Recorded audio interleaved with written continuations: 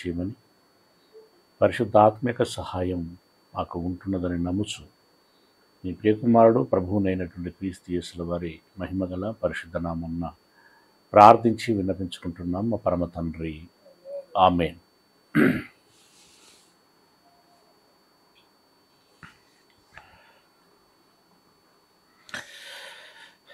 ప్యానల్లో ఉన్నటువంటి సోదర సోదరీమణులకి మరొకసారి ప్రభునామమున శుభాభివందనములు తెలియజేస్తున్నాను.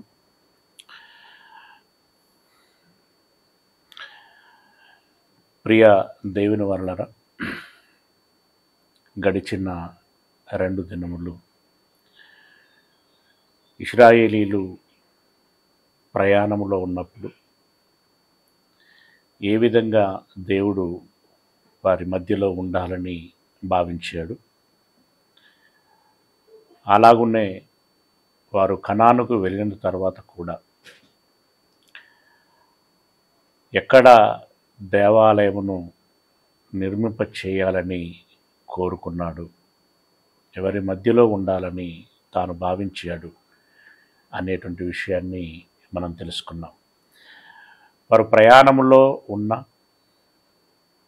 కనానుకు చేరి స్థిరపడిన 2 సందర్భాలలో కూడా దేవుడు తన గుడారమైతేనేమి, దేవుని ఆలయముగా ఎంచబడినటువంటి కట్టడమైతేనేమి, ఇవి 2 కూడా ఇశ్రాయేలీల మధ్యలో ఉండాలని కోరుకున్నాడు. ఆ రకంగా వారి మధ్యలో ఉండుటకు ఇష్టపడి ఉంటూ వచ్చాడు. ఓకే, ఇక ఆ రోజు దేవాలయంలో ఇశ్రాయేలీల మధ్యలో ఉన్నటువంటి దేవుడు తాను నేరుగా సెలవిచ్చాడు, తన భక్తుల ద్వారా మాట్లాడించాడు. ఏమని అనంటే, హస్తములతో కట్టబడినటువంటి కట్టడము నాకు ఆలయము కాదు,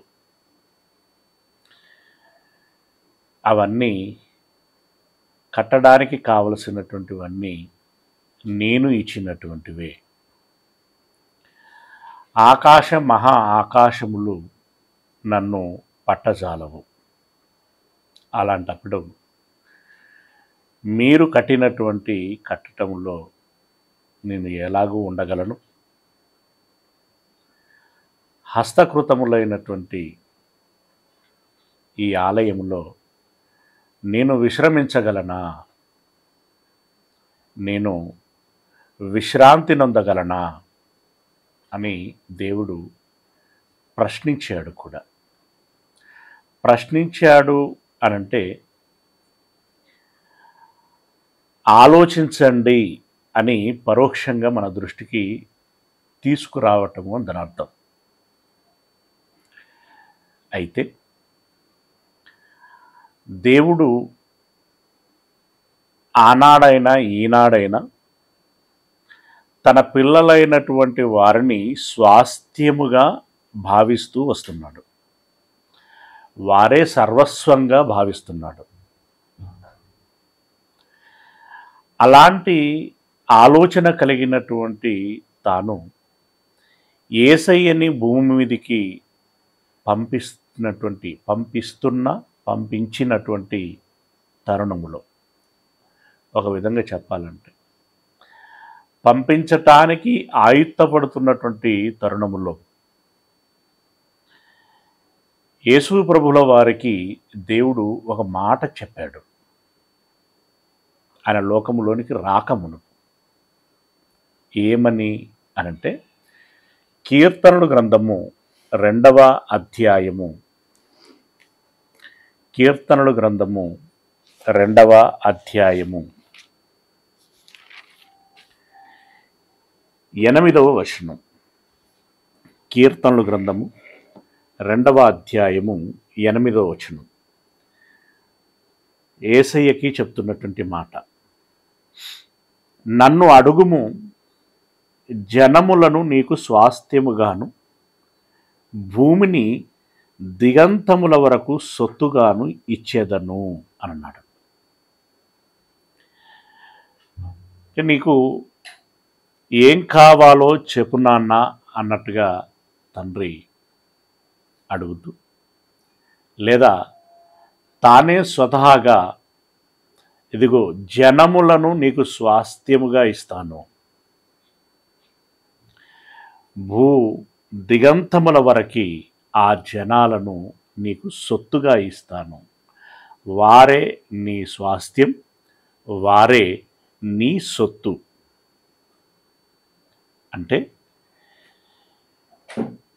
దేవుడు జనులని తన సర్వస్వంగా ఏ విధంగానైతే భావించాడో, యేసు ప్రభుల వారు కూడా జనులే నా స్వాస్థ్యం, నా సర్వస్వము అని భావిస్తున్నాడు. దేవుడైనా యేసు ప్రభుల వారైనా ఈ లోకములో నుండి మరేమీ ఆశించటం లేదు. ధనము, ధాన్యము, మిగిలినటువంటి సంపదలు వారేమీ కోరుకోవటం లేదు. చివరికి ఆ మాటకు వస్తే, క్రిందటి పాఠాలలో చెప్పుకున్నాం, ముఖ్యంగా చర్చిలో చెప్పబడినటువంటి పాఠాలు, మరి అవి కూడా మీరు గమనించుకుంటే మంచిది అని నా సలహా. బలులని కూడా వారు కోరుకోవటం లేదు. వారు కోరుకుంటున్నదల్లా మన హృదయాన్ని, మన మనస్సును, మన మంచితనాన్ని, మన ద్వారా హితమైనటువంటి కార్యములను కోరుకుంటున్నారు. మన హృదయములో, మన మధ్యలో చోటును కోరుకుంటున్నారు. అలాంటి నిస్వార్థమైనటువంటి, అంటే నా పిల్లలు మంచివారై ఉండాలి,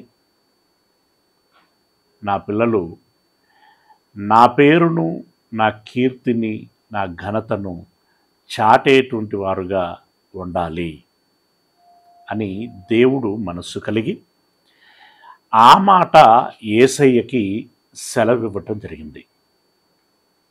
ఓకే, ఇక యేసు ప్రభుల వారు లోకములోనికి వచ్చి బోధిస్తూ వీధులు తిరుగుచున్నాడు. ఆయన యెరూషలేములో ఎంత సమయం గడిపాడో, మిగిలిన పట్టణాలు, ప్రాంతాలలో కూడా అంత సమయం గడిపాడు. దేవాలయములో నియామక సమయములు ఏవైతే ఉంటాయో వాటిని అన్నిటినీ సద్వినియోగం చేసుకునేటువంటి ప్రయత్నం చేశాడు. అలా యెరూషలేమునకి వచ్చినటువంటి తరుణములో తన వెంట ఉన్నటువంటి శిష్యులు యేసు ప్రభుల వారికి కట్టబడినటువంటి దేవాలయమును చూపించారు. అది సొలొమోను కట్టింది కాదు. సొలొమోను కట్టినటువంటి దేవాలయం పడగొట్టబడిన తర్వాత నిర్మింపబడినటువంటి దేవాలయం. ఒక జెరుబ్బాబెలు, ఒక ఎజ్రా, ఒక నెహమ్యా గారి కాలంలో కట్టినటువంటి దేవాలయం. ఆ దేవాలయం యొక్క విశిష్టతని యేసు ప్రభుల వారికి ఆసక్తితో చూపిస్తూ తెలియచేస్తున్నటువంటి తరుణములో యేసయ్య నోట లోక భాషలో చెప్పాలంటే రాకూడనటువంటి మాట వచ్చింది. ఏమని వచ్చింది అనంటే, మత్తయి సువార్త 24వ అధ్యాయము, మత్తయి సువార్త 24వ అధ్యాయము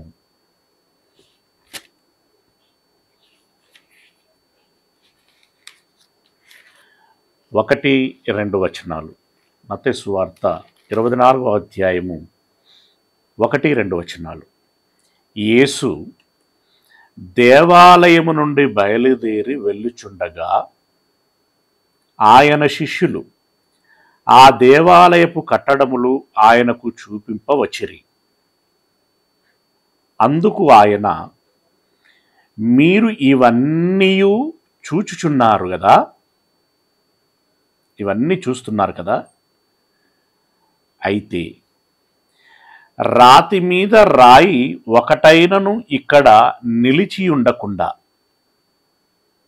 అంటే గోడలు కట్టడం, పడద్రోయబడునని మీతో నిశ్చయముగా చెప్పుచున్నానని వారితో అనెను. ఇది షాకింగ్ న్యూస్ వాళ్ళకి. మేమేదో దీని కట్టడము, దీని గొప్పతనము, వైభవము చెప్పాలని మేమనుకొని చెప్తూ ఉంటే, ఆయన ఏంటి, మీకు చెప్పేదాని మీద దృష్టి పెట్టి ఆలోచించకుండా, అవునా అని అనకుండా, ఉన్నదంతా కూలగొట్టబడుతుంది, అసలు రాయి మీద రాయి లేకుండా పూర్తిగా పడగొట్టబడుతుంది అని అంటాడేంటి అనే ఆశ్చర్య వదనంతో వారు ఉండి ఉంటారు. నిజంగానే యేసు ప్రభుల వారు ఈ మాట అన్న తదనంతరం 40 సంవత్సరాలకి ఈ దేవాలయం పడగొట్టబడింది. రోమీలు దాన్ని నేలమట్టం చేశారు. అంటే మొదటగా మోషే గారు గుడారము రూపంలో దేవాలయాన్ని కట్టారు. ఓకే, అది పడగొట్టబడటము అని అనటం కాదు, కానీ అవతనం చేయబడింది అని చెప్పచ్చు. అవతనం చేయబడటం అనంటే దాన్ని ఇక ఇది చాలు అని చాలించి పక్కకు పెట్టడం. ఇది చాలు అనేటువంటి మాట ఎందుకు వచ్చిందంటే, సొలొమోను గారు దేవాలయమును కట్టారు గనుక.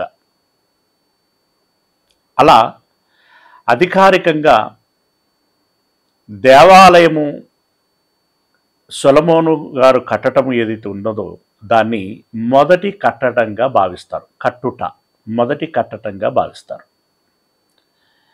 ఇక అది పడగొట్టబడిన తర్వాత 70 సంవత్సరాలకి జెరుబ్బాబెలు గారి నాయకత్వంలో 2వ దేవాలయంను కట్టడం జరిగింది. ఇక ఆ దేవాలయము కూడా క్రీస్తు శకం 70వ సంవత్సరంలో పడగొట్టబడింది. అంటే 2వ దేవాలయం కూడా పడగొట్టబడింది. పడగొట్టబడుతుంది అని యేసయ్య చెప్పాడు. చెప్పినట్టుగానే పడగొట్టబడింది. ఇది పడగొట్టబడుతుందని యేసయ్యకి తెలుసు. యేసయ్య ప్రకటించింది క్రీస్తు శకము 30వ ఏట. ఓకే, కానీ యేసయ్య కంటే ముందే ఒక విధంగా పరోక్షంగా చెప్పారు భక్తులు, పడగొట్టబడుతుందని. ఇక ప్రత్యక్షంగా చెప్పారు, మరొక దేవాలయము కట్టబడుతుంది అని. మరొక దేవాలయం కట్టబడుతుంది అని. ప్రిలరా, ఆ మాటల మేరకి యూదులందరూ, ఇప్పుడు ఇజ్రాయెల్ దేశంలో ఇప్పుడు ఉన్నటువంటి యూదులందరూ కలిగి ఉన్నటువంటి విశ్వాసము ఏమిటి అనంటే, ఇదిగో ఆయా ప్రవక్తలు తెలియచేయబడినట్లుగా సొలొమోను గారు కట్టినటువంటి దేవాలయం పడగొట్టిన తర్వాత, పడగొట్టబడటం అంటే శత్రువులు పడగొట్టారు దాన్ని పడగొట్టిన తర్వాత చెర నుండి విముక్తులమై, అంటే మా పూర్వీకులు 70 సంవత్సరాల తదనంతరం 2వ దేవాలయాన్ని కట్టుకున్నారు కదా. అలాగనే మరో శత్రువు అయినటువంటి రోమీలు పడగొట్టినటువంటి దేవాలయము స్థానములో మేము మరొక దేవాలయమును కట్టుదుము, కట్టబడును అని దేవుడు సెలవిచ్చాడు. కాబట్టి మేము కట్టుతాము అనేటువంటి బలమైనటువంటి విశ్వాసంలో వారు ఉన్నారు. అది మూడవ దేవాలయంగా వారు భావిస్తున్నారు. ఇప్పుడు కట్టడాలు ఆ కోణంలో ఆలోచిస్తే అది మూడవది అవుతుంది. మూడవ దేవాలయమును కట్టుతాము అనేటువంటి ఆలోచనతోటి వారు ఇప్పటికీ ఫలస్తీన్ మీద ప్రస్తుతం చేస్తున్నటువంటి యుద్ధం కానివ్వండి, లెబనాన్ మీద చేస్తున్నటువంటి యుద్ధం కానివ్వండి, ఇరాన్ మీద చేస్తున్నటువంటి యుద్ధం కానివ్వండి, హిజ్బుల్లా ఇంకా మరికొన్ని ఉగ్రవాద సంస్థలతో చేస్తున్నటువంటి యుద్ధములు కానివ్వండి, ఎందుకు చేస్తున్నారు అనంటే మా పూర్వపు సువిశాలమైనటువంటి ఇజ్రాయేలు దేశమును మేము స్వతంత్రించుకోవాలి. అలా స్వతంత్రించుకున్నప్పుడు యెరూషలేములో ఉన్నటువంటి దేవాలయము తాలూకు స్థలం మరల మా చేజిక్కుతుంది. ప్రస్తుతము మసీదు ఏదైతే ఉందో ఆ స్థలము మరల మాకు చేజిక్కుతుంది. ఆ మసీదును తొలగించి మరల మేము దేవాలయమును కట్టాలి అనేటువంటి బలమైనటువంటి ఇంటెన్షన్ వారికి ఉంది. బాహ్యమైనటువంటి ప్రకటనలు వారంతా నేరుగా చేయకపోయినా వ్యూహము అలాగున ఉంది. ఇది చివరి పరిపాలన అమెరికా యొక్క ప్రెసిడెంట్ ట్రంప్ గారు ఉన్నప్పుడు ఆయన బాహ్యంగా ఒక ప్రకటన చేశాడు. ఇజ్రాయెల్ ప్రెసిడెంట్లు కూడా ఆయా సందర్భాలలో ప్రకటనలు చేస్తున్నారు, కానీ వారు కొంత వ్యూహంలో ఉంటారు కాబట్టి నర్మగర్భంగా వారు మాట్లాడుతూ వచ్చారు. కానీ ట్రంప్ గారికి అలాంటిది ఏమి ఉండదు కాబట్టి ఆయన బాహ్యంగానే ప్రకటన చేశాడు. ఎందుకంటే ట్రంప్ గారి అల్లుడు యూదులకు సంబంధించినటువంటి వాడు. ఇక ఏదేమైనా అభిమానమో లేకుంటే భక్తో ఇంకేదైనా కావచ్చు, తానేమన్నాడు అనంటే, ట్రంప్ ఏమన్నాడు అనంటే, మేము ఇన్ని కోట్లు కేటాయించి మా హయాంలో ఏ విధంగానైనా ఇజ్రాయేలు దేశంలో అంటే పాత నిర్మాణము, దేవాలయ నిర్మాణము ఎక్కడైతే ఉండిందో అక్కడ మరలా దేవాలయమును కట్టుతాము అని ఓపెన్ స్టేట్మెంట్ ఇచ్చాడు ఆయన. మరలా కడుతాము అంటే మూడవ దేవాలయమును కడుతాము. ఈ మూడవ దేవాలయము, ఈ ప్రస్తావన ఇవంతా ఉంది. నేను దీని గురించి ఇదివరకు అంటే ట్రంప్ గారు ఉన్నటువంటి కాలంలోనే పాఠం చెప్పాను. నేను టైటిల్ అక్యురేట్గా ఏం పెట్టబడిందో జ్ఞాపకం లేదు, మేబీ మూడవ దేవాలయము అని పెట్టుంటానేమో, రైట్. మొత్తానికి దాంట్లో దీని గురించిన వివరణ ఆ లోతుగా, అంటే దేవాలయము, మూడవ దేవాలయం అని బైబిల్లో ఉందా, ఉంటే ఏమని ఉంది, ఆ దేవాలయం ఏమై ఉంటుంది ఏంటి అనేటువంటి వివరాలు అందులో సవివరంగా ఇచ్చాను. ఇప్పుడు దానిలోనికి మనం వెళ్ళలేం, కొంత మీకు దృష్టికి తీసుకొస్తున్నాను. మూడవ దేవాలయము మీకు కట్టు తీరుతాము అని చెప్పి ట్రంప్ గారు ప్రకటన చేశారు. అయితే వీరు ప్రకటన చేయటానికి ఆధారాలుగా భావించినటువంటి వాక్యములు ఏమిటి, నిజానికి ఆ వాక్యములు దేన్ని సూచిస్తున్నాయి అనేది ఈరోజు మనం గమనించేటువంటి ప్రయత్నం. ఓకే, అందులో మొదటగా జకర్యా గ్రంథము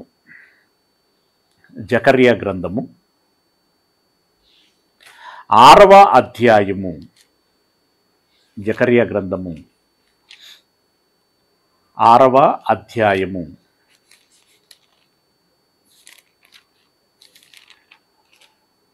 12వ వచనం. జకర్యా గ్రంథం 6వ అధ్యాయము 12వ వచనం ఏమంటున్నాడు అని అంటే, ఆ పేరా అంతా చదువుకుంటే మంచిదండి, మీరు తర్వాత 12వ వచనం చెప్తున్నాను. అతనితో ఇట్లనుము, సైన్యములకు అధిపతియగు యెహోవా సెలవిచ్చున్నదేమనగా, చిగురు అను ఒకడు కలడు, అతడు తన స్థలములో నుండి చిగుర్చును, అతడు యెహోవా ఆలయమును కట్టును అని అన్నాడు. మనకి ఇదివరకటి మీకున్నటువంటి బైబిలు అవగాహనను బట్టి చిగురు అంటే ఎవరో కాదు, అది యేసు ప్రభుల వారిని ఉద్దేశించి మాట్లాడినటువంటి మాట లేదా వ్రాయబడినటువంటి మాట. చిగురు అని ఒకడు కలడు, అతడు తన స్థలములో నుండి చిగురించి ఏం చేస్తాడట అంటే, యెహోవా ఆలయమును కట్టును. అంటే ఇప్పుడు సొలొమోను గారి హాయములో ఒకటైపోయింది, జెరుబాబెలు గారి హాయములో మరొకటైంది, ఇప్పుడు యేసు ప్రభుల వారి నాయకత్వంలో యేసు ప్రభుల వారి హాయంలో మరొక దేవాలయము కట్టబడుతుంది. మరొక అనేటువంటి పదం లేదు, కానీ ఇక్కడ ఆయన ఏం చేస్తాడు అని చెప్పబడిందంటే, యెహోవా ఆలయము కట్టును, అంటే దేవుని ఆలయము కట్టును అని చెప్పబడింది. రైట్. ఇక 15వ వచనం, ఇందులోనే 15వ వచనం, దూరముగా ఉన్నవారు వచ్చి, ఇప్పుడు యేసయ్య కట్టటము అనేటువంటిది ఒక ఎత్తు అయితే, దూరముగా ఉన్నవారు వచ్చి యెహోవా ఆలయమును కట్టుదురు. దూరముగా ఉన్నవారు అంటే ఎవరు? ప్రశ్న. వాళ్ళు వచ్చి ఆలయమును కట్టుదురు. అప్పుడు యెహోవా నన్ను మీ యొద్దకు పంపెనని మీరు తెలుసుకొందురు. మీ దేవుడైన యెహోవా మాట మీరు జాగ్రత్తగా ఆలకించిన ఎడల ఈలాగు జరుగును. అంటే యేసు ప్రభుల వారి నాయకత్వంలో కట్టడం జరుగుతుంది. అయితే కట్టుటకి దూరముగా ఉన్నటువంటి జనులు వచ్చేదరు అని అన్నాడు. ఈ దూరముగా ఉన్నటువంటి వారు ఎవరు అనంటే, దూరముగా ఉన్నటువంటి వారు అన్యులు అని దాని అర్థం. అప్పటి వరకు వాళ్ళు దూరంగా ఉన్నారు దేవునికి. వారిప్పుడు దైవ సన్నిధికి వచ్చి దేవుని ఆలయమును కట్టెదరు అని అన్నాడు. అంటే ఇప్పుడు ఇశ్రాయేలీలు యూదులు కట్టరని కాదు, వీరి ప్రమేయం ఉంటుంది. వీరితో పాటు అన్యులు కూడా దేవుని సన్నిధిలోనికి వచ్చి, అంటే దేవుని భక్తులుగా వారును దేవాలయమును కట్టెదరు అని అన్నాడు. అంటే వాళ్ళ భాగస్వామ్యం కూడా ఉంటుంది అని ఇక్కడ చెప్పాడు. ఇక మరొక మాట, మీకా గ్రంథము 4వ అధ్యాయము, మీకా గ్రంథము 4వ అధ్యాయము 1వ వచనం. మీకా గ్రంథము 4వ అధ్యాయము 1వ వచనంలో చెప్తున్నటువంటి మాట, అంత్య దినములలో, అంటే యేసయ్య రాకడ కాలంలో అని దాని అర్థం. అంత్య దినములలో యెహోవా మందిర పర్వతముల శిఖరమున స్థిరపరచబడి,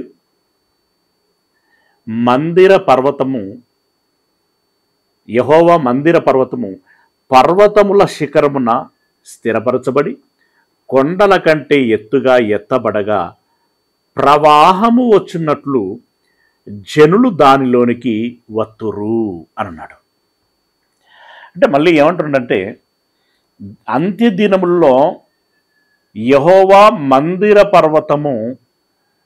పర్వతముల మీద స్థిరపరచబడును. పర్వతముల మీద స్థిరపరచబడును అంటే స్థిరపరచబడటం అనేటువంటి పదము మరలా ఒకటి స్థాపించబడుతుంది, ఏర్పాటు చేయబడుతుంది. అది అన్నిటికంటే ఉన్నతంగా ఉంటుంది, గొప్పగా ఉంటుంది, పెద్దదిగా ఉంటుంది.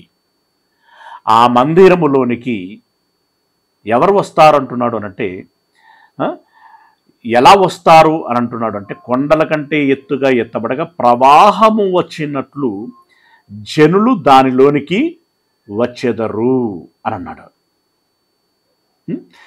3వ వచనం చదువుకుంటే, ఆయన మధ్యవర్తి అయి అనేక జనములకు న్యాయము తీర్చును, దూరమున నివసించు బలము గల అన్యజనులకు తీర్పు తీర్చును. వారు తమ ఖడ్గములను నాగటి నక్కులుగాను తన ఈటెలను మచ్చు కత్తులుగాను సాగగొట్టుదురు. జనం మీదికి జనము ఖడ్గము ఎత్తకయుండును. యుద్ధము చేయ నేర్చుకొనుట జనులు ఇక మానివేతురు అని చెప్పి ఈ ప్రస్తావన ఎవరి గురించి చెప్తున్నాడు అనంటే, అన్యజనులను గురించి చెప్తున్నాడు. అంటే ప్రవాహము వచ్చినట్లుగా వచ్చేటువంటి జనములో సింహభాగము ఎవరిది ఉంటుంది అనంటే అన్యజనులది ఉంటుంది అని అన్నాడు. అంటే మరలా కట్టబడబోయేటువంటి ఆలయములోనికి ఎవరు వస్తారయ్యా అని అన్నప్పుడు అన్యజనులు వస్తారు అని అన్నాడు. ఓకే, ఇక యెహెజ్కేలు గ్రంథము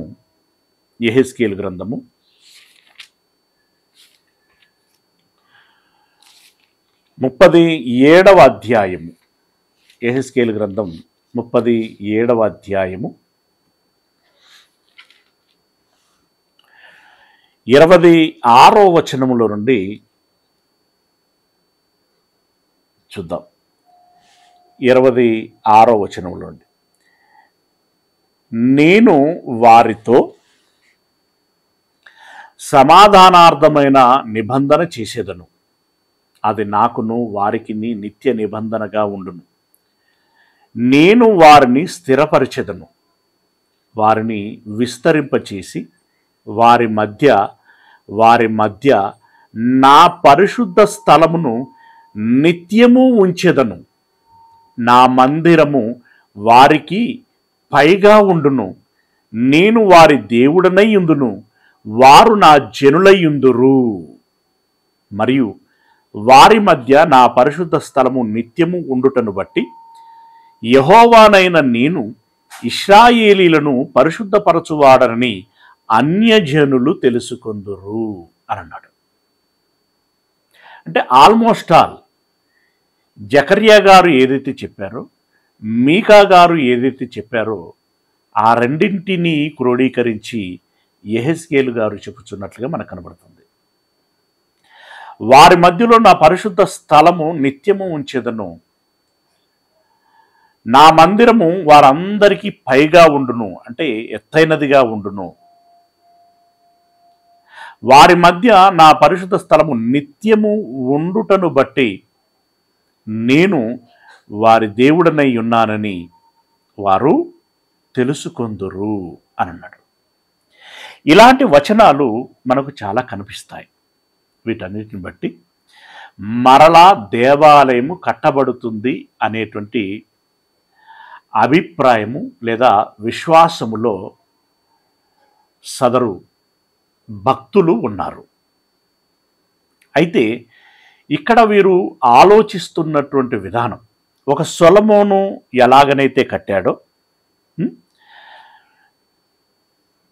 జెరుబాబెలు ఏ విధంగా అయితే కట్టాడో, ఇప్పుడు యేసు ప్రభుల వారి నాయకత్వములో ఇది ఒక క్రైస్తవులుగా ఉన్నటువంటి మేము మరలా దేవాలయము కట్టుతాము అనేటువంటి బలమైనటువంటి విశ్వాసములో ఉన్నారు. అయితే ఇప్పుడు ప్రశ్న, ఈ మాట క్రీస్తుకు పూర్వము 100 సంవత్సరాల క్రితం చెప్పబడ్డాయి కదా. ఇప్పుడు క్రీస్తు శకము 2000 సంవత్సరాలు అయినా ఇప్పటి వరకు ఎక్కడ వారు చెప్పుచున్నటువంటి కట్టడము కట్టబడలేదు. మరి కట్టబడలేదు అనంటే ఇంకా కట్టబడుతుందనా? ఒకటి, కట్టబడకపోతే ఇంతవరకు ఎందుకు కట్టబడలేదు?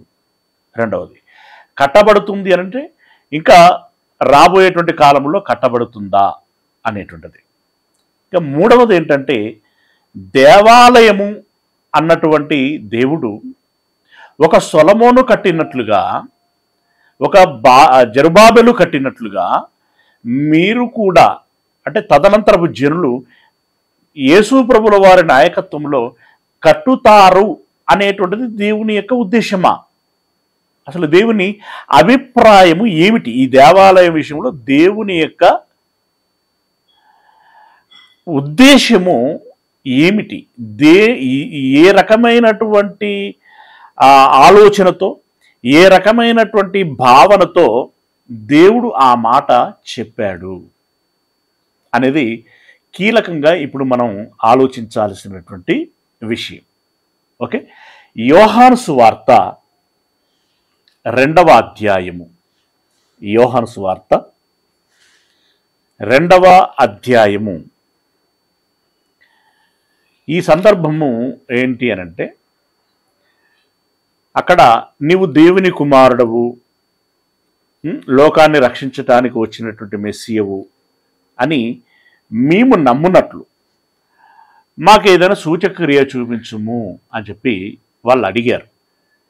అడిగినటువంటి సందర్భంలో ఇదిగో నేను చూపించబోయేటువంటి సూచక్రియ ఏంటి అనంటే అని చెప్తున్నాడు.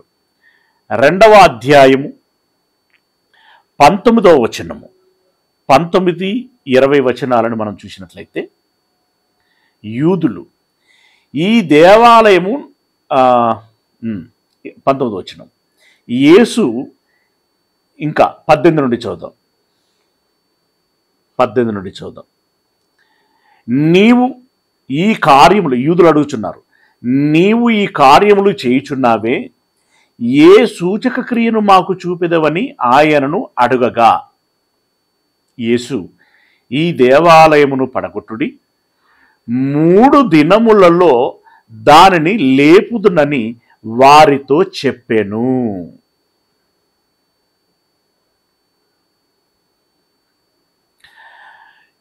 ఇందాక శిష్యులు దేవాలయం యొక్క వైభవాన్ని చూపెట్టినప్పుడు రాయి మీద రాయి లేకుండా ఇది పూర్తిగా పడగొట్టబడుతుంది అని అన్నాడు.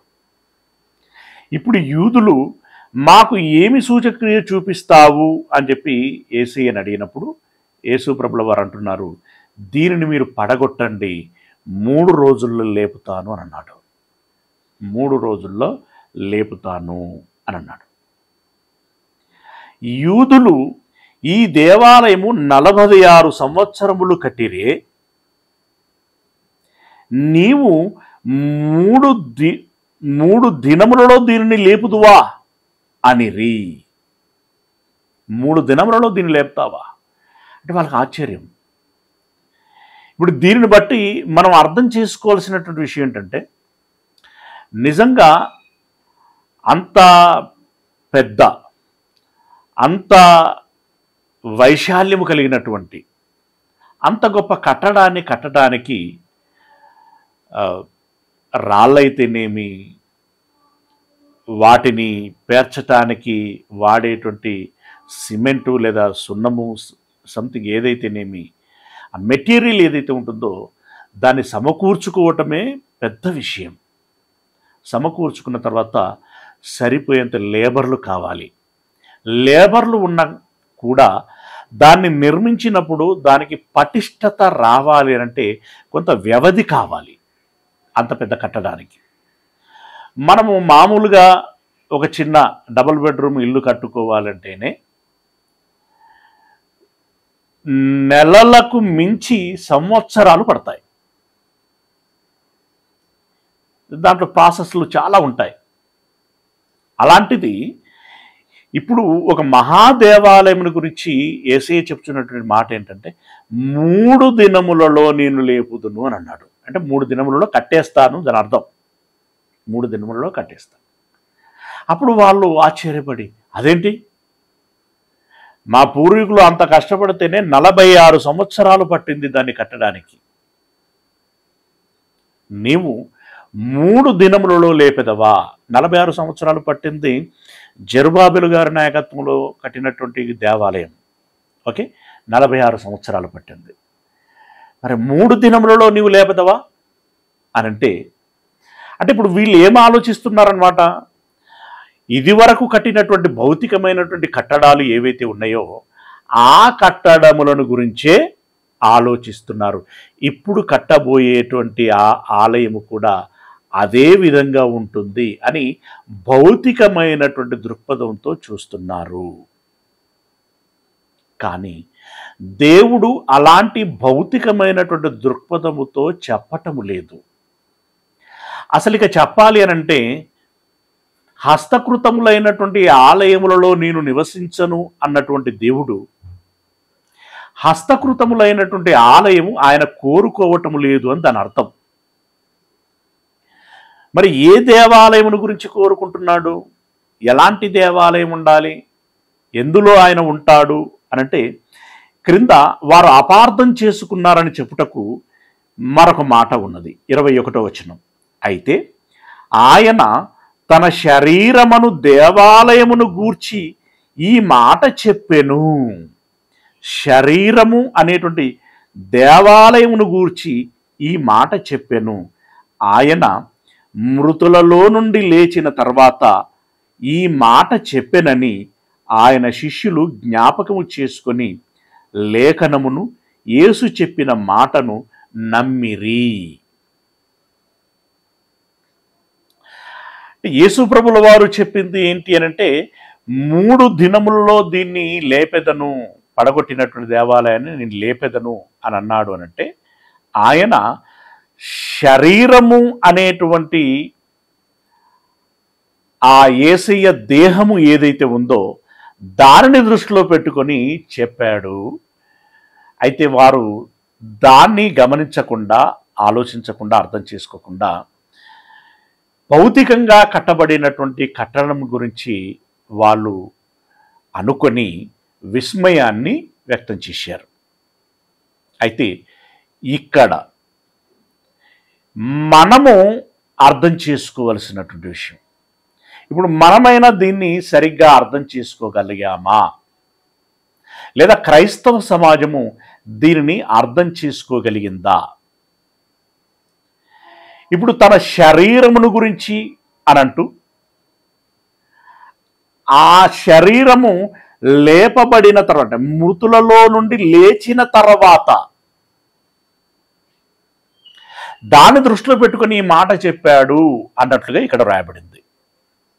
దీన్ని బట్టి ఇప్పుడు మీకేం అర్థమైంది అనంటే, యేసయ్య చంపబడి సమాధి చేయబడిన తర్వాత, చంపబడటం అంటే పడగొట్టబడటం, సమాధి చేయబడిన తర్వాత తిరిగి 3వ దినమున లేపబడ్డాడు కదా. ఆ 3వ దినమున లేస్తాను అనేటువంటి సంగతిని గురించి చెప్పాడు అన్నట్టుగా సదరు క్రైస్తవులు అర్థం చేసుకుంటారు. వారు ప్రస్తావిస్తున్నది అంటే, ఇప్పుడు యేసయ్య ప్రస్తావించింది భౌతికంగా కనబడుతున్నటువంటి దేవాలయం గురించి.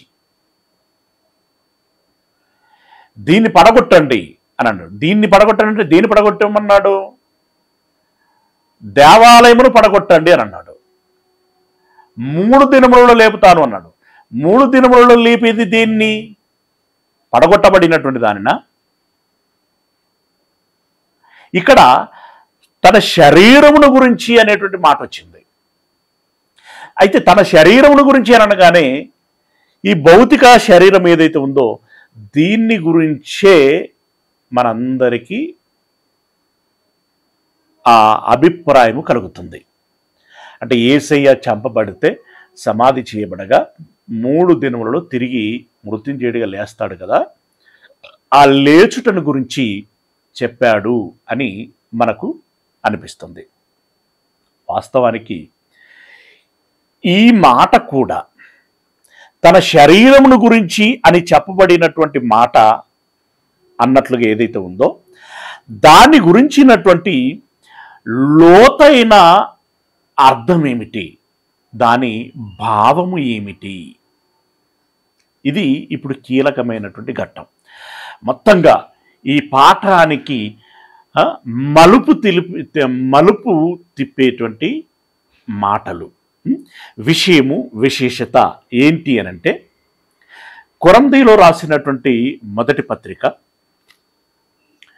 3వ అధ్యాయము, కొరంథీలో రాసినటువంటి మొదటి పత్రిక 3వ అధ్యాయము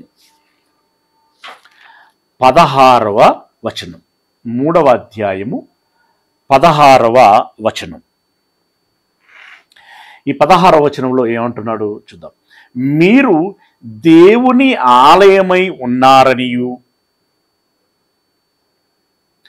దేవుని ఆత్మ మీలో నివసించుచున్నాడనియు మీరు ఎరుగరా అని అన్నాడు.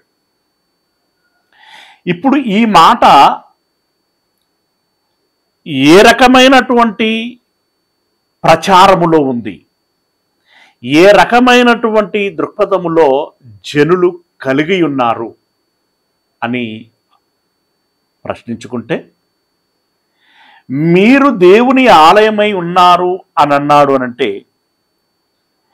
నీ దేహమే దేవుని ఆలయము అనేటువంటి మాట ఏదైతే ఉందో, నా శరీరము నా హృదయము దేవుని ఆలయము అనేటువంటి భావనలో ఉన్నారు. జాగ్రత్తగా గమనించండి. అంటే నా శరీరము దేవుని ఆలయము అని గనక నేను అన్నట్లయితే, నా శరీరము దేవుని ఆలయము అని అన్నట్లయితే, ఇప్పుడు భూమి మీద ఎన్ని దేహాలున్నాయి? ఎన్ని దేహాలున్నాయి? సరే, అవిశ్వాసులది పక్కకు పెట్టండి. విశ్వాసము కలిగినటువంటి వారి యొక్క దేహాలు ఎన్ని ఉన్నాయి? ఇప్పుడు దేహాలు ఎన్ని ఉంటే దేవాలయాలు అన్ని కావాలి కదా. దేహాలు ఎన్ని ఉంటే దేవాలయాలు అన్ని కావాలి కదా. మరి ఒక జకర్యా గారు చెప్పింది, ఒక మీకా గారు చెప్పింది, ఒక యెహెజ్కేలు గారు చెప్పింది దేవాలయమును గురించా, దేవాలయములను గురించా? దేవాలయము గురించి అంటే ఒక దేవాలయం అన్నట్టుగా చెప్పాడా? అనేక దేవాలయములు అన్నట్టుగా చెప్పాడా? దేవాలయము అని అన్నాడు.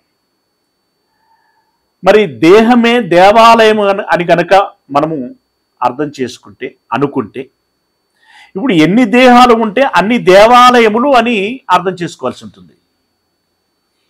కానీ అలా మరి అది యాప్ట్ అవ్వట్లేదు. ఇప్పుడు ప్రవక్తలు చెప్పినటువంటి దానికి మనం అనుకుంటున్నటువంటి దానికి కుదరటం లేదు. మరి ఏంటి మతలబు? ఇక్కడ జాగ్రత్తగా గమనించండి. 16వ వచనం మళ్ళీ, నీవు దేవాలయము అని అన్నాడా, మీరు దేవాలయము అని అన్నాడా?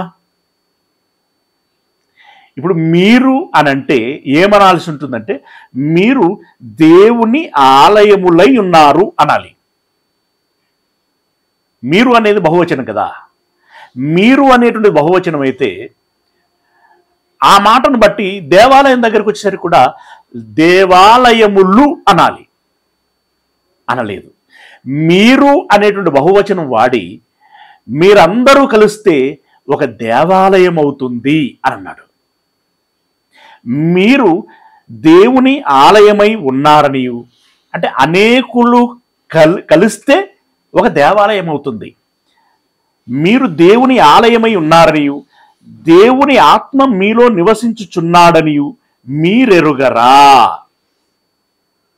అని అన్నాడు. ప్రియ దేవుని వారలారా, దీన్ని బట్టి మనం అర్థం చేసుకోవాల్సినటువంటి విషయము, మన మూలముగా ఒక దేవాలయము ఏర్పాటు చేయబడుచున్నది. ఈ దేవాలయంలో దేవుని ఆత్మ నివసిస్తాడు. గనుక ఈ మాట దేహమే దేవాలయము అనేటువంటి విధంగా తీసుకోవలసినటువంటి మాట కాదు. జాగ్రత్తగా గమనించాలి. ఇది కాంట్రడిక్షన్. సమాజమునకి ఉన్నటువంటి అభిప్రాయమునకు ఇప్పుడు విశ్లేషించబడుతున్న విశ్లేషణకి వైరుధ్యంగా ఉంటుంది. బహుశా ఈ సమాజం నన్ను తప్పుపడుతుంది కూడా. నన్ను తప్పుపడుతుంది. మన సమీపస్తులు అనుకున్నటువంటి వారు కూడా నన్ను తప్పుపడతారు. It is true. మీరు తప్పుపడతారో, అర్థం చేసుకుని స్వీకరిస్తారో, అపార్థం చేసుకుని తృణీకరిస్తారో అది మీ చాయిస్. బట్ ఉన్నటువంటి విషయము ఉన్నట్లుగా అర్థం చేయించేటువంటి ప్రయత్నం నాది. మీరు దేవుని ఆలయమై ఉన్నారనియు, దేవుని ఆత్మ మీలో నివసించుచున్నాడనియు మీరు ఎరుగరా అని ఎవడైనను దేవుని ఆలయమును పాడు చేసిన ఎడల దేవుడు వానిని పాడు చేయును. దేవుని ఆలయము పరిశుద్ధమై ఉన్నది, మీరు ఆ ఆలయమై ఉన్నారు. మీరు ఆలయమై ఉన్నారు. అంటే ఎవరైనా దేవుని ఆలయమును పాడు చేసినట్టయితే దేవుడు వారిని పాడు చేయును అని అన్నాడు. ప్రియులారా, ఇప్పుడు మనం తింటున్నదంతా కూడా, భోంచేస్తున్నదంతా కూడా విషపు భోజనం. మనకు తెలిసిందే, అనుకుంటూనే తింటున్నాం, కానీ తప్పనిసరి పరిస్థితి. విషపు భోజనం అనంటే రకరకాలైన రసాయనాలతో పండించినట్టు పంటలను మనం భుజిస్తున్నాం. వాటికి వాడినటువంటి ఫర్టిలైజర్స్ కావచ్చు, పెస్టిసైడ్స్ కావచ్చు, ఇవన్నీ కూడా విషపు రసాయనాలు. మనము భోజనం చేస్తున్నామన్నప్పుడు భోజనంతో పాటు కొన్ని గ్రాముల విషాన్ని కూడా మింగుతున్నాం. దానితోటి ఏమైంది? మనిషి దేహము యొక్క దారుఢ్యము తగ్గుతూ వచ్చింది. ఒకప్పుడు క్వింటాలు బస్తా సునాయాసంగా ఎత్తగలిగేటువంటి వ్యక్తి ఇప్పుడు 25 కిలోల బ్యాగ్ తరలించాలి అంటే అమ్మో అని అంటున్నాడు. 50 కిలోలంటే చేతులెత్తేస్తున్నటువంటి పరిస్థితి ఏర్పడుతున్నది. ఇక మినిమై చేసి 50 కిలోల వరకు ఫిక్స్ చేశాడు. ఇక ఆ పైన అంటే మా నుండి కాదు అని చెప్పి హమాలి వాళ్ళు కూడా ధర్నా చేసి ఆ క్వింటాలు బస్తాను తొలగింప చేసుకొని దాని స్థానంలో 50 కిలోల బస్తాని ఏర్పాటు చేసుకోవడం జరిగింది. ఇదంతా మీకు తెలిసిందే. శారీరక దారుఢ్యము తగ్గిపోయింది. దారుఢ్యముతో పాటు ఆరోగ్యము క్షీణించి ఆయుష్ కూడా తగ్గించబడుచున్నది. ఇప్పుడు ఏ దేహమును మనము తట్టి చూసినా ఆ దేహాల పరిస్థితి ఏంటంటే ఏదో ఒక జబ్బు ఆ దేహాలలో ఉంటుంది. బీపీలు అంటున్నాం, షుగర్లు అంటున్నాం, కంటి సమస్యలు, లివర్ సమస్యలు, కిడ్నీ సమస్యలు, కీళ్ళ సమస్యలు, కండరాల సమస్యలు, నరముల సమస్యలు. సమస్య లేని అవయం మీరు చెప్పండి. ఇందులో ఏదో ఒక సమస్య లేని వ్యక్తులు ఎవరు చెప్పండి? అంటే ప్రతి దేహము పాడు చేయబడింది. పాడు అనంటే ఇక్కడ పాపమును గురించి చెప్పట్ల.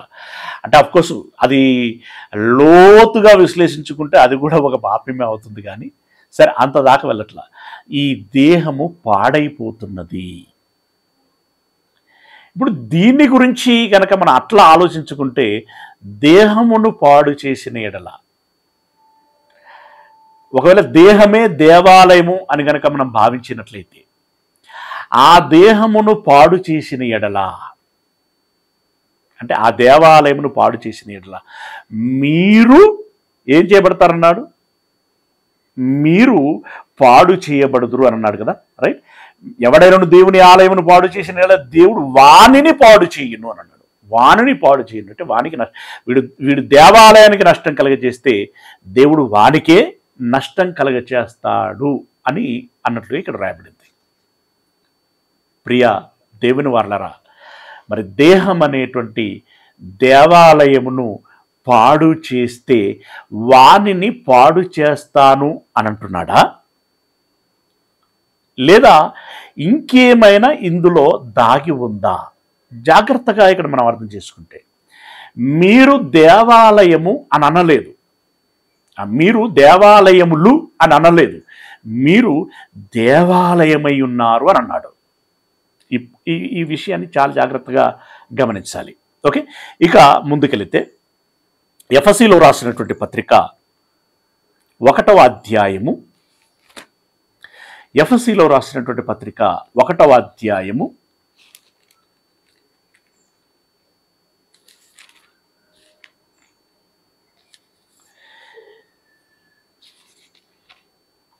23వ వచనము. ఎఫెసీలో రాసినటువంటి పత్రిక 1వ అధ్యాయము 23వ వచనం. ఓకే, ఆయనను సంఘమునకు శిరస్సుగా నియమించెను. ఏది 22 చివరి మాట అది. ఆయనను సంఘమునకు శిరస్సుగా నియమించెను. ఆయన అంటే ఇక్కడ యేసయ్య. ఓకే, సంఘమునకు శిరస్సుగా నియమించెను. ఆ సంఘము ఆయన శరీరము. ఆ సంఘము ఆయన శరీరము. సమస్తమును పూర్తిగా నింపుచున్న వాని సంపూర్ణతయై ఉన్నది. ఇప్పుడు సంఘము అంటే ఏంటట? శరీరము అని అన్నాడు. సంఘము అనగా శరీరము అని అన్నాడు. అంటే ఇప్పుడు యేసయ్య శరీరము అంటే పరోక్షంగా సంఘము అని చెప్పినట్లు. సంఘము అని అంటున్నామంటే పరోక్షంగా యేసయ్య శరీరము అని చెప్పినట్టు. ఇప్పుడు ఈ శరీరమునకు యేసయ్య శిరస్సు.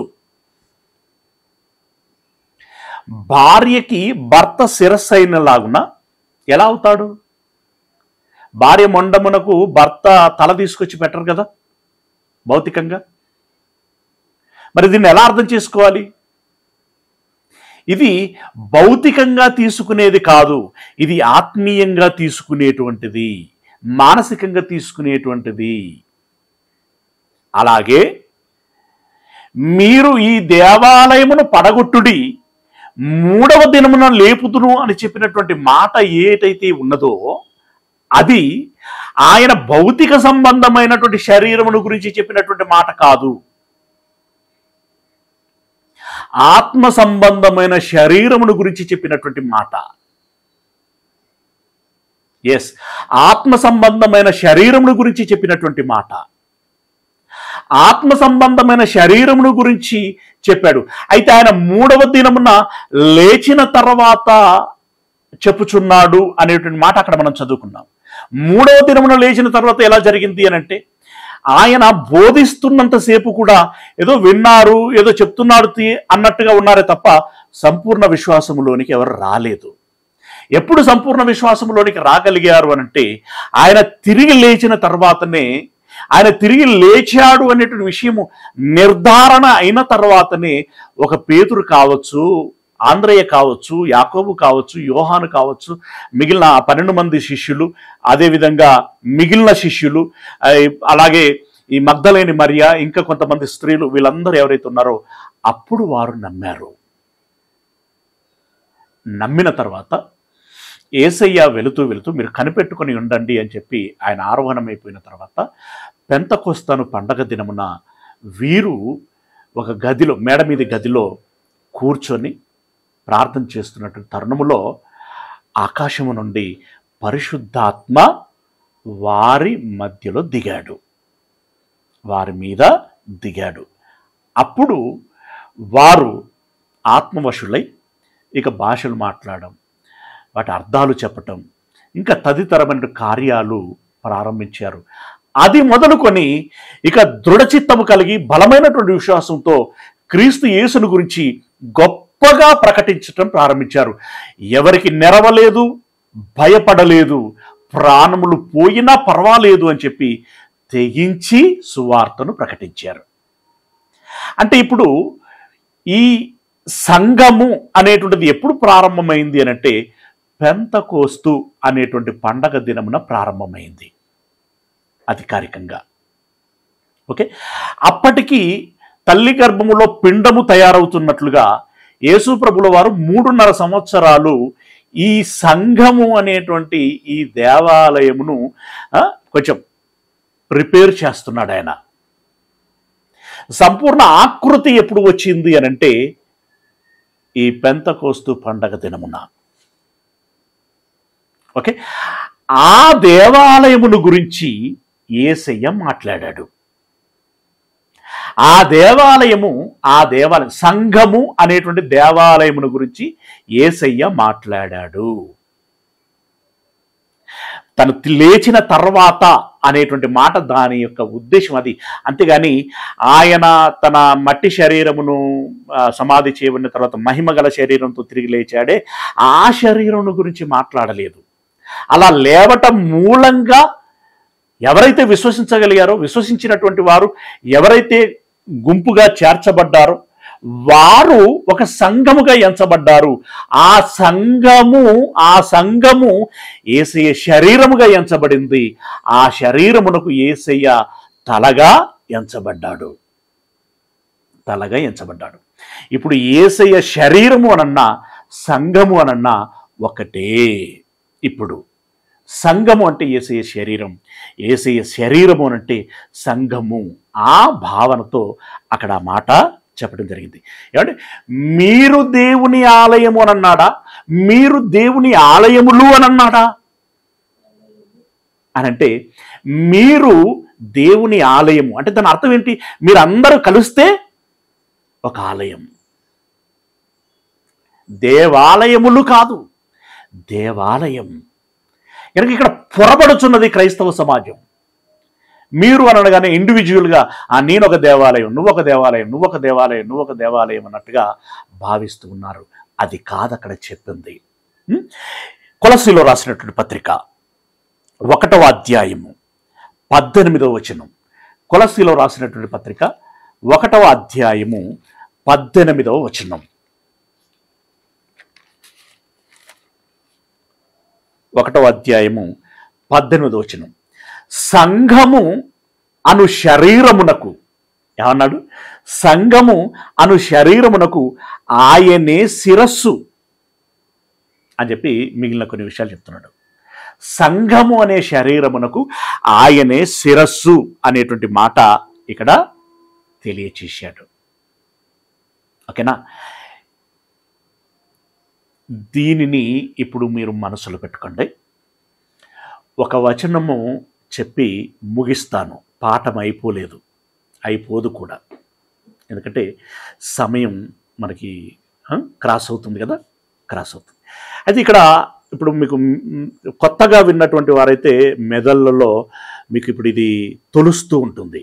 అదేంటి ఇన్ని రోజులు నా దేహము దేవుని ఆలయము, నా దేహము దేవుని ఆలయమని నేను భావిస్తూ వచ్చాను, మీ దేహము దేవుని ఆలయం అని చెప్పి బోధించటం విన్నాము, వాటి మీద పాటలు రాయటం కూడా జరిగింది, అవి పాడటం జరిగింది, మేము వింటూ వస్తున్నాం. ఇప్పుడు ఇదంతా తప్ప అనేటువంటి క్వశ్చన్ సహజంగా వస్తుంది. ఓకేనా? రైట్. ఇప్పుడు కొరంథీలో రాసినటువంటి అదే మొదటి పత్రిక 6వ అధ్యాయంలో, కొరంథీలో రాసినటువంటి మొదటి పత్రిక 6వ అధ్యాయము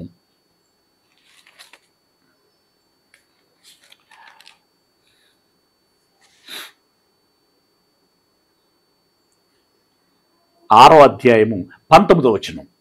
కొరంథీలో రాసిన మొదటి పత్రిక 6వ అధ్యాయము 19వ వచనం.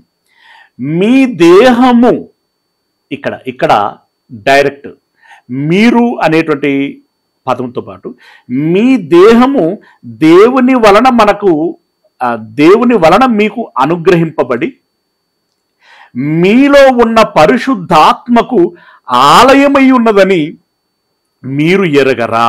ఇక్కడ కూడా ఏమన్నాడు? మీ దేహము, మీ దేహం అంటే మీ దేహములు రావాలి కదా. మీ దేహము దేవుని వలన మీకు అనుగ్రహింపబడి మీలో ఉన్న పరిశుద్ధాత్మకు ఆలయమై ఉన్నదని మీరెరగరా. మీరు మీ సొత్తు కాదు, విలువ పెట్టి కొనబడినటువంటి వారు కనుక మీ దేహముతో దేవుణ్ణి మహిమపరచండి. మీ దేహముతో మహిమపరచండి. ఇక్కడ ఇప్పుడు ఇందాక చదువుకున్నటువంటి మాటలు కానివ్వండి, ఇక్కడ చెప్పబడినటువంటి మాటలు కానివ్వండి, ఇక్కడ చెప్పబడినటువంటి మాట కానివ్వండి, మీ దేహము పరిశుద్ధాత్మకు ఆలయమై ఉన్నది అని అన్నాడు. ఈ ఆలయముతో దేవుణ్ణి మహిమపరచండి అని అంటున్నాడు. ఈ దేహముతో దేవుణ్ణి మహిమపరచండి అని ఈ విషయాలను ఇక్కడ ప్రస్తావన చేయటం జరిగింది. అంటే దీన్ని బట్టి ఇప్పుడు ఒక కాంట్రవర్సియల్ అని చెప్పుకోవచ్చు. అంటే ఇప్పుడు సమాజంలో ఉన్నటువంటి ఒక అభిప్రాయమునకు భిన్నమైనటువంటి విషయము వ్యక్తీకరణ జరుగుతున్నది. అలా ఎక్స్ప్రెస్ అయింది. ఇది ఏ మేరకి సమంజసకరము అనంటే సంపూర్ణ అవగాహన కలిగితేనే కానీ ఒక కంక్లూజన్కి మనం రావాలి. ఇప్పుడు మిమ్మల్ని కొంత సస్పెన్స్లోనికి తీసుకొచ్చి పెట్టాను. ఆ సంపూర్ణమైనటువంటి విషయం ఏంటి అనేటువంటిది రేపటి దినమున మనము తెలుసుకుందాం. ఓకేనా? ప్రార్థన చేసుకుందాం. సర్వోన్నతుడైనటువంటి మా దేవుడా, మీ పాదములకు వందనాలు చెల్లిస్తూ ఉన్నాం. మా పరమ తండ్రి, మీ మాటలను ధ్యానిస్తున్నాం. ప్రతి మాట జాగ్రత్తగా మేము అర్థం చేసుకోగలిగి అయ్యా స్వీకరించి ఆ రకమైనటువంటి అభిప్రాయముతో, దృక్పథముతో మా ఆత్మీయ జీవితాలను కొనసాగించుకోగలిగేటువంటి కృపను మాకు అనుగ్రహించమని వేడుకుంటున్నాం. ఇదిగో ఈ మాటలు విన్నటువంటి మీ పిల్లలందరినీ దీవించండి, ఆశీర్వదించండి. అయ్యా వారి కుటుంబాలకు తోడై ఉండండి. వారి పనులలో మీరు తోడై ఉండి మంచి ఫలితములను వారికి అనుగ్రహించమని వేడుకుంటున్నాం.